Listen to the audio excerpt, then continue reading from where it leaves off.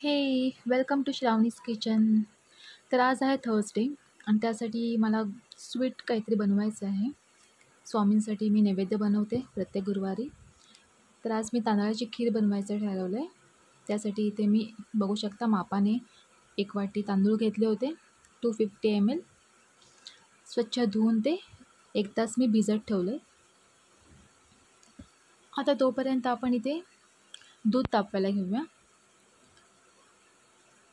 इथे मी गोकुळचं दूध घेतलं आहे.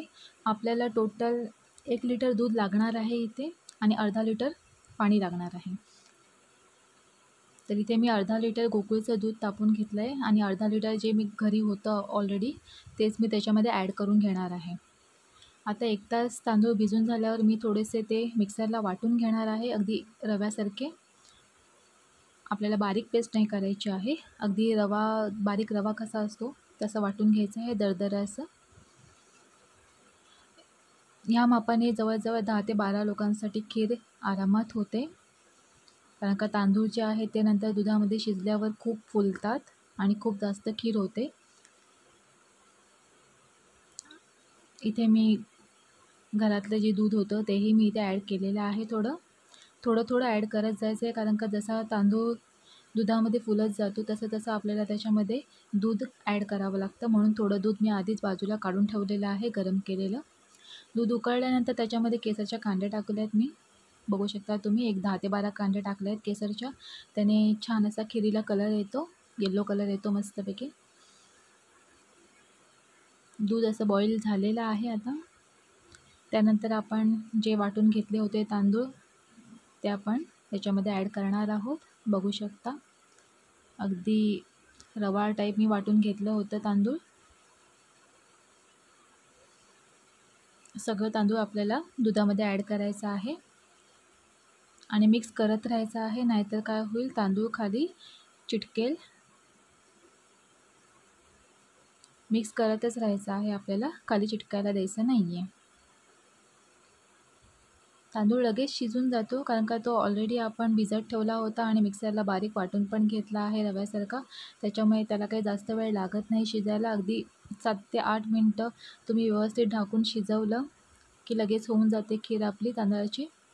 काहीच कठीण नाही आहे यामध्ये. काही लोकांची तांदळाची खीर व्यवस्थित होत नाही, पण अशा पद्धतीने करा, खीर लवकर पण बनते आणि खूप छानही बनते. आता आपण शिजायला ठेवूया. ॲक्च्युली इथे मी चुकून स्टीलचं भांडं वापरलं खीर बनवायला, पण इथे ॲल्युमिनियमचं वापरायचं आहे. त्यासाठी मी नंतर खीर जी आहे ती ॲल्युमिनियमच्या टोपामध्ये ट्रान्सफर केली, कारण का तेवढ्याशा टोपामध्ये एवढी खीर झाली नसती, कारण का तांदूळ जो आहे तो फुलणार होता.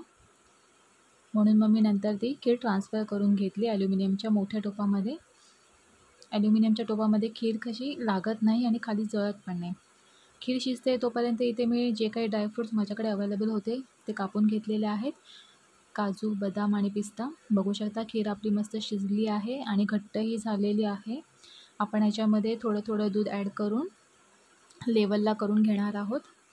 आता इथे मी 1 कप ज्या मापाने तांदूळ घेतले होते त्या मापाने 1 कप साखर टाकली आणि अजून अर्धा कप साखर टाकणार आहे. टोटल 1.5 कप साखर मी इथे टाकणार आहे. त्याने खीर अगदी व्यवस्थित जास्तही गोड नाही आणि कमी गोड नाही, बरोबर लेवलला होते. ज्यांना जास्त गोड आवडते त्यांनी साखर तुम्ही जास्त ॲड करू शकता.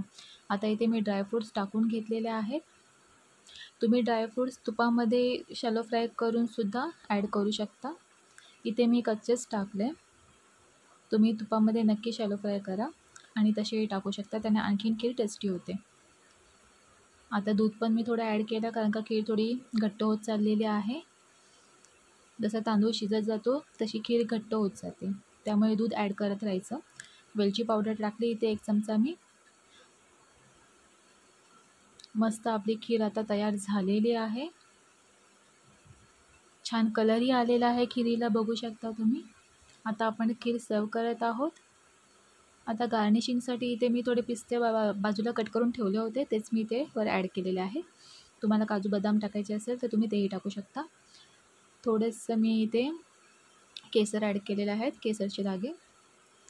मस्त अशी आपली खीर तयार झालेली आहे. व्हिडिओ आवडला असेल तर लाईक, शेअर, सबस्क्राईब नक्की करा. थँक्यू.